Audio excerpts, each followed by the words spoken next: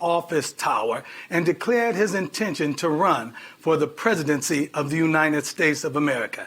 And immediately, this respected, serious businessman, this popular celebrity, became the butt of jokes, became the object of ridicule and jeers and insults unparalleled by any prior presidential candidate. Only a select few people, myself included, others I choose not to name, took his candidacy serious, as he was number 17 in a field of 17 other primary candidates. And he was an easy target for the other 16 candidates who wasted no time and were merciless in their criticism, in their insults, and in their mockery of a man who was not used to being criticized or insulted or mocked. He was used to being a last word, a boss. Amen. And in 2015, I myself, Darrell Scott, took 108 pastors to Trump Tower to have a sit down with and engage with and interact with this celebrity businessman who was running for president, this potential president, this presidential candidate. We sat down to interact with him, December 2015.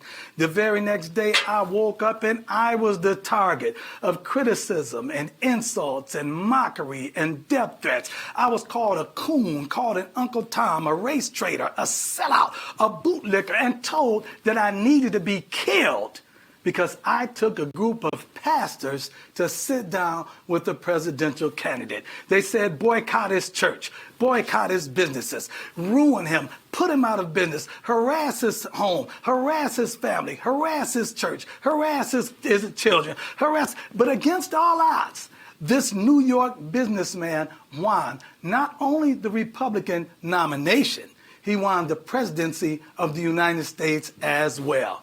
And from that day until now, America has never been the same. His inauguration was boycotted by several congressmen, Democratic congressmen, and several Democratic senators. They boycotted it. They say, we will not attend. And he was opposed by several Republican politicians as well. Those that should have been on his side were against him. There were protests in the streets of D.C. at his inauguration. Madonna said that she wanted to blow up the White House. Women put pink hats on their head and screamed at the sky because they were just so horrified and disgusted at the fact that Donald Trump was the president. Kathy Griffin took a picture with a figure of Donald Trump's severed head and posted it. And Snoop Dogg put out a video of him shooting and killing the president in a drive-by. His wife and children became targets of attacks. Maxine Waters from California, she screamed impeachment before he even took office.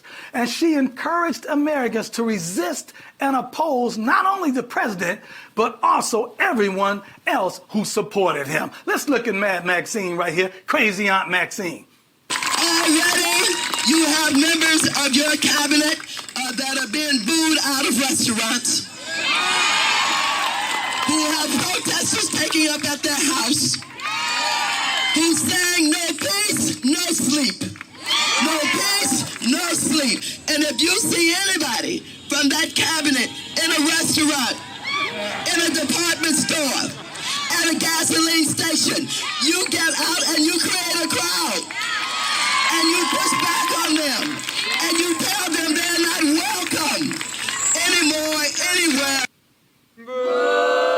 Anyone wearing a red hat became a target. She said, give them no rest. Get in their face. Resist them. Oppose them. Harass them. Antagonize them. Intimidate them. They came against cabinet members in restaurants and in stores. They showed up at their houses at night with bullhorns and harassed and intimidated anyone that was connected with the Trump administration. And the media, the liberal left-wing media and the Democratic politicians saw nothing wrong with that type of behavior at all. every lie and fraud that could be levied against the Trump administration was. There was phony Russian collusion narratives, fake impeachment change, FISA warrants. Anybody who supported him was a target. They said boycott Macy's for carrying his suits, boycott Wendy's because he knows the owner. Call him everything disrespectful and derogatory that you can. It's all right. Call him a racist, call him a xenophobe, call him a sexist, call him a homophobe. Anything you can call him that without any evidence at all. Then here we came, the summer of 2020. All summer long, America burned and was vandalized because a black man was killed by police. They wanted to blame the black man's death on President Trump, but they couldn't. But they said he contributed to it because they said he supported law enforcement. As America was subjected to this looting and this rioting and this destruction and this vandalism and this arson and this violence, the left turned a blind eye to it and called it mostly peaceful protest. The left collectively refused to condemn or even criticize the activity. They said that it was justified outrage. Let's go to the video and see some of this. I don't even know why there aren't uprisings all over the country, and maybe there will be. People need to start taking to the streets. This is a dictator. You know, there needs to be unrest in the streets for as long as there's unrest in our lives. Enemies of the state. Show me where it says that protests are supposed to be polite and peaceful. Do something about your dad's immigration practices, you feckless. When they go low, we kick. How do you resist the temptation to run up and wring her neck? The biggest terror threat in this country is white men, most of them radicalized up to the right. Why? Yes. He came down the escalator and called Mexicans rapists and murderers.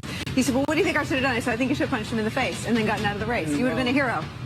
I'd like to punch him in the face. I said if we were in high school, I'd take him behind the gym and beat the hell out of him. Punch some people in the face! When was the last time an actor assassinated a president? They're still going to have to go out and put a bullet in Donald Trump, and that's a fact. Disgusting. Even our current vice president condoned it. Let's hear her words. I know that there are protests still happening in major cities across the United States. I'm just not seeing the reporting on it that I had for the first few weeks. That's right. But they're not going to stop. They're not going to stop. And they're not. This is a movement. I'm telling you, they're not going to stop. And everyone beware, because they're not going to stop. They're not going to stop before Election Day in November, and they're not going to stop after Election Day. And that should be, everyone should take note of that on both levels, that this isn't, they're not going to let up, and they should not. And we should not. She said, everyone beware. They're not going to let up, and they should not let up. There was a national stand-down order, an unspoken stand-down order by Democratic mayors put on the police. They also refused to enlist the aid of the National Guard. And you know what they told us? They said property is inconsequential. It can be replaced. So let it be destroyed. Law-abiding American citizens were criticized and hauled into court for attempting to protect their businesses and properties. Autonomous zones were created, separate sovereign nations inside of the United States where people were killed and police and EMS workers were denied access to these victims. A new paradigm of protest was established that said, if you don't like something, you have the right to loot, burn, vandalize, and oppose whatever it is you don't like. And the left-wing media told us that we were not seeing what it is we were seeing. They said that's not a violent riot. That's a mostly peaceful protest.